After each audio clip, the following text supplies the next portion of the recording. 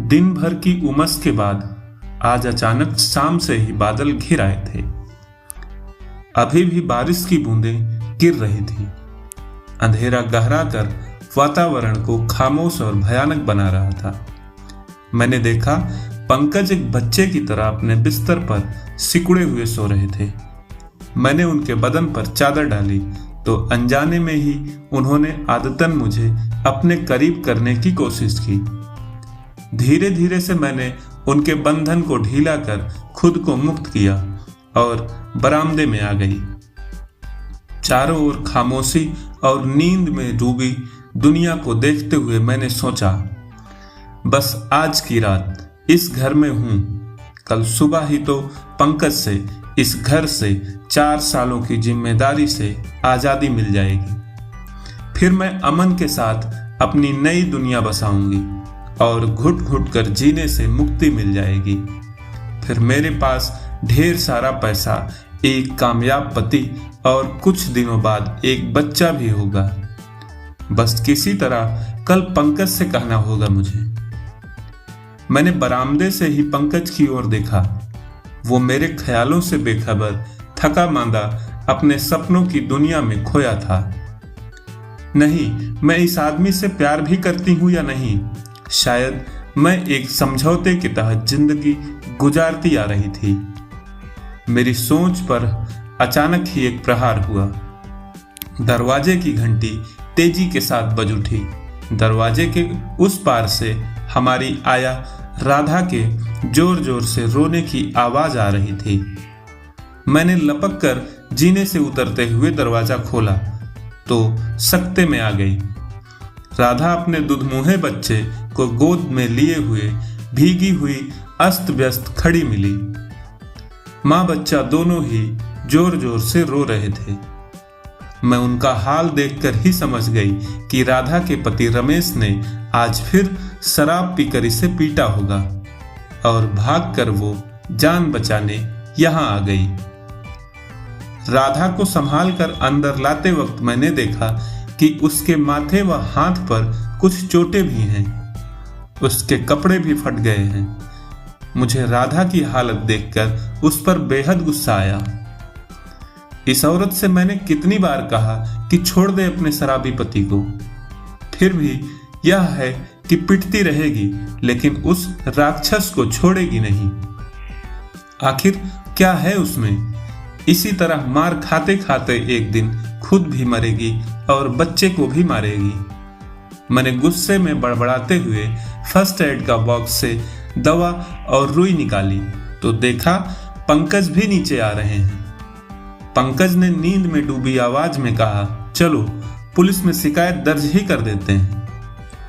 राधा उस दर्द में भी बोल पड़ी, नहीं नहीं बाबूजी, पुलिस से हमें कोई काम नहीं। मैंने देखा उस औरत को जो पिछले 4 वर्षों से मेरे साथ ही इस घर से जुड़ी हुई है। उसे अक्सर मैंने अपने नालायक पति की बेरहम मार का शिकार होते हुए देखा है। कभी कभी तो बेचारी अधमरी सी होकर बिस्तर से कई दिनों तक उठने का लायक भी नहीं रहती। फिर भी मैंने उससे पति की शिकायत थाने में दर्ज कराने की बात नहीं सुनी। ना ही वो अपने नाकारा पति को छोड़कर जा सकती है। पता नहीं इस बेवकूफ औरत को अपने पति में कौन सा देवता नजर आता है। मैंने घड़ी की ओर देखा तो रात के 2 बज रहे थे। रोती हुई राधा व उसके बच्चे को जबरदस्ती थोड़ा सा दूध पिलाकर मैंने बाहर के कमरे में ही सुलवा दिया। पंकज के साथ जब मैं बेडरूम आई तो देखा जाने कैसे एक खिड़की के खुले रहने से तेज हवा के झोंकों के साथ आती बारिश की बूंदों ने बिस्तर के एक हिस्से को गीला कर दिया है। मजबूरन पंकज के साथ दूसरे हिस्से पर ही मैं भी सिमट गई। समझ में नहीं आ रहा था कि कैसे पंकज से मैं उसे छोड़कर जाने की बात कहूं। पंकज मुझे इतना प्यार करते हैं कि शायद उन्हें यकीन भी ना हो। क्या हुआ सुमन, नींद नहीं आ रही है? पंकज ने अंधेरे में जैसे मुझे देख लिया था। राधा की हालत ठीक है? 2-4 दिनों तक वो तुम्हारी मदद नहीं कर सकेगी, इसलिए परेशान ना हो। लेकिन इतनी सी बात के लिए अपनी नींद खराब मत करो। पंकज को अंधेरे में भी मेरी नींद से दूर आंखें तो दिख गई, लेकिन मेरे मन में चलने वाली परेशानी का कारण पता नहीं था।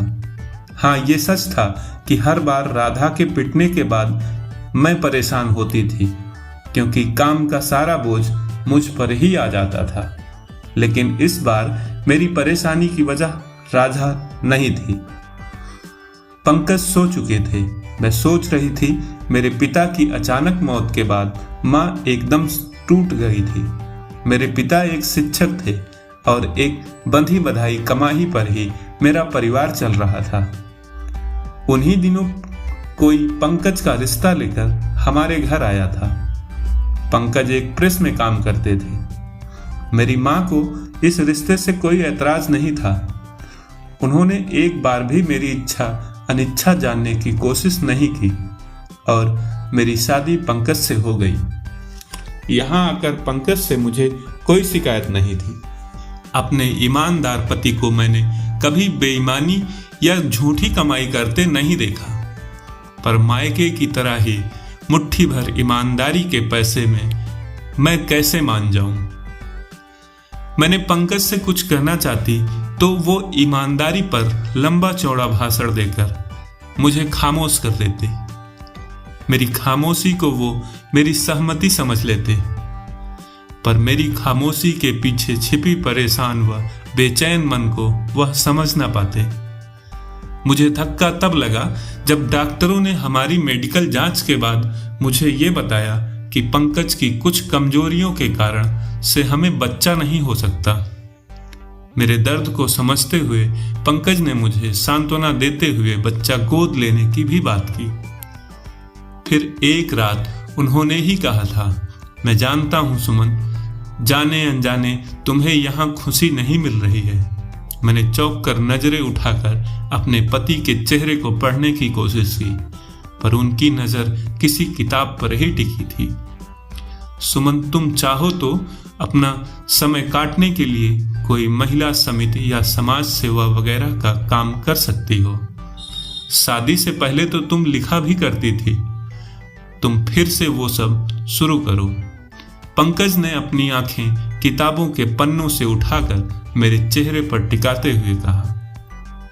मेरे दिमाग में ये ख्याल आता था, बच्चा नहीं हो सकता और मैं घर में बोर हो रही हूँ, तो मुझे हालात से समझौता करना चाहिए। मुझे कुछ समझ में नहीं आ रहा था, क्या शादी के बाद मेरे यही सपने थे? फिर भी खुद को समझाने या पंकज की इच्छा को पूरी करने के विचार से ही मैंने एक थिएटर ग्रुप में प्रवेश लिया। शुरू में तो मुझे कुछ लिखने को दिया गया। मैंने गंभीरता पूर्वक अपने काम पर ध्यान दिया। जगह जगह घूमकर हमें नाटक करने का मौका मिलने लगा।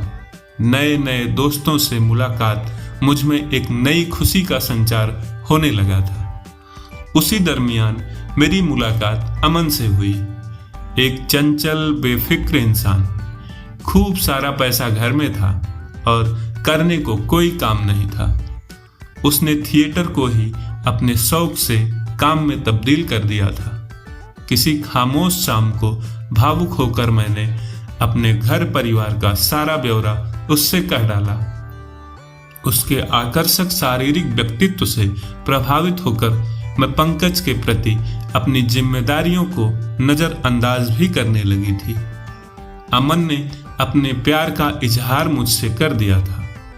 वो अपने घर पर मेरा इंतजार करने लगा था, लेकिन मैं चाहकर भी पंकज से कुछ कह नहीं। पता नहीं इस शांत सीधे सरल व्यक्तित्व में क्या था कि पंकज के सामने मूक बन जाती थी। एक बार फिर वो औरत के दर्द को समझ नहीं सके, या पंकज मेरे व्यस्त रहने में ही मेरी खुशी समझते थे। मेरी अनुपस्थिति में बड़ी आसानी से हालात से समझौता कर लेते थे। कभी कभी मैं उनके धीरज सहनशीलता के सामने झुक जाती थी, लेकिन मैं अमन को भी तो छोड़ नहीं सकती थी। पंकज अखबारों में मेरी तस्वीर देखकर मुझे प्रोत्साहित तो करते थे, लेकिन अपने काम से वक्त निकालकर कभी मेरे शो देखने नहीं आ सके थे। पहले 1-2 बार मैं उनसे कहा करती थी, प्रेस में काम करते हो, कभी तो रिपोर्टर की हैसियत से भी हमारे शो में आ जाया करो। अगर मैं रिपोर्टर का काम करने लग गया तो संपादन का काम कौन करेगा। मुझे उदास देखकर वो मुझे अपनी बाहों में भर लेते, फिर कहते, तुम जानती हो मेरी अपनी जिम्मेदारियां हैं, फिर मैं तुमसे दूर कहाँ हूँ। तुम्हारे हर काम पर तो मेरे रिपोर्टर नजर रखते ही हैं। फिर भी कभी मौका मिला तो मैं तुम्हारे शो पर चुपके से चला आऊंगा। पंकज की इन बातों से मैं पल भर के लिए कांप उठी थी। तब तो पंकज को मेरे और अमन के बारे में भी सब मालूम है। इस गंभीर प्रवृत्ति के पंकज ने कभी मुझसे कोई सवाल नहीं किया था। हालांकि मैंने कई समाचार पत्रों में अमन और मेरे बारे में हल्की फुल्की खबरें छपी देखी थी, लेकिन पंकज ने पता नहीं क्यों कभी कोई प्रश्न मुझसे नहीं पूछा था। मैं चाहती थी कि पंकज कभी तो कोई सवाल करे, ताकि मुझे अमन के विषय में बात करने का मौका मिले। अमन का फोन भी कई बार आता था, तब भी मैंने पंकज के चेहरे पर कोई उत्सुकता या जिज्ञासा कभी नहीं देखी। शायद पंकज मेरा धैर्य देख रहे थे। दूसरी ओर अमन चाहता था कि अब मुझे और देर न करते हुए पंकज से स्पष्ट शब्दों में बात कर लेनी चाहिए। जाने कब मेरी पलकों ने मेरी जागती आंखों को ढक लिया। सुबह सुबह जब आंखें खुली तो धूप का एक टुकड़ा कमरे में चमक रहा था और फोन की घंटी बज रही थी। चौंक कर मैंने घड़ी की ओर देखा तो 9 से ऊपर हो रहे थे। फोन उठाते हुए मेरा दिल जोरों से धड़क रहा था। बिस्तर पर पंकज नहीं थे, शायद अब तक वे ऑफिस के लिए निकल भी चुके होंगे। गुड मॉर्निंग मैडम, मेरी आवाज सुनते ही अमन ने कहा। मैंने धीरे से जवाब भी दिया। अब तक आपको यहाँ आ जाना चाहिए था। और वैसे तुम क्या कर रही हो? अमन मेरे इंतजार में उतावला हो रहा था। अमन, मैं थोड़ी परेशान हूँ, मैं तुमसे बाद में बात करती हूँ। मैंने इधर उधर देखते हुए पंकज को टटोलने की कोशिश की। बात तो मुझे तुमसे करनी है सुमन, तुम्हें 1 घंटे में यहाँ आना ही है। तुम जानती हो मैं यहाँ किस तरह। खैर तुम नहीं समझोगी। वैसे तुम परेशान क्यों हो? शायद अमन को मेरी परेशानी का ख्याल हो आया था। वो कुछ नहीं, मैं अभी अमन से ज्यादा बातें न कर उसे टालना चाहती थी, पर वो आज मुझे छोड़ नहीं रहा था। बीबी जी आप उठ गई? पीछे से राधा की आवाज सुनकर मैं अनजाने ही कांप गई। रिसीवर को बिना सोचे समझे ही रख दिया मैंने। मैं आपका ही इंतजार कर रही थी। नाश्ता मैंने तैयार कर दिया है, मैं घर जाना चाहती हूँ। राधा ने चाय का कप मेरी ओर बढ़ाते हुए कहा। मैंने देखा उसके चेहरे पर खून की लकीरें स्पष्ट दिख रही थी। मैं अपने सामने बैठी उस औरत को देख रही थी जो अपने मर्द से पिटने मार खाने के बावजूद उसे छोड़ नहीं सकती थी। एक नालायक मर्द से जुड़ी भारतीय नारी। मेरे होठों पर एक उपेक्षित सी मुस्कान आ गई। नजरें उठाई तो सामने आईने में भी तो भारतीय नारी नजर आई। ये भी तो भारतीय नारी है, लेकिन ये अपने निरीह, लायक व ईमानदार पति को छोड़ने वाली नारी थी। पति का गुनाह यही था, उसने अपनी पत्नी पर हद से ज्यादा विश्वास किया था। राधा साहब कहाँ हैं? मैंने राधा से जानना चाहा। वो फूल खरीदने गए हैं। मुझे अचरज हुआ कि अचानक आज पंकज को फूल की क्या जरूरत आ पड़ी। रोज तो मैं बगीचे से ही फूल तोड़कर फूलदानों को सजाया करती हूँ। साहब कह रहे थे कि आज आप लोगों की शादी का दिन है। और राधा कहते जा रही थी। मैं सिर को दोनों हाथों में थाम कर धम्म से बैठ गई। अचानक मेरा ख्याल आया और उसने माथे को छुआ। हाँ राधा, ठीक हूं मैं। मुझे शर्मिंदगी महसूस हो रही थी कि अब मैं अपनी शादी की वर्षगांठ भी भूलने लगी थी। शादी की 4थी सालगिरह मुबारक हो। पंकज ने फूलों के गुच्छों के साथ मुझे बाहों में भर लिया तो मेरी आंखें बरस पड़ी। इन बाहों के बंधन से निकल जाना अब मेरे लिए नामुमकिन था।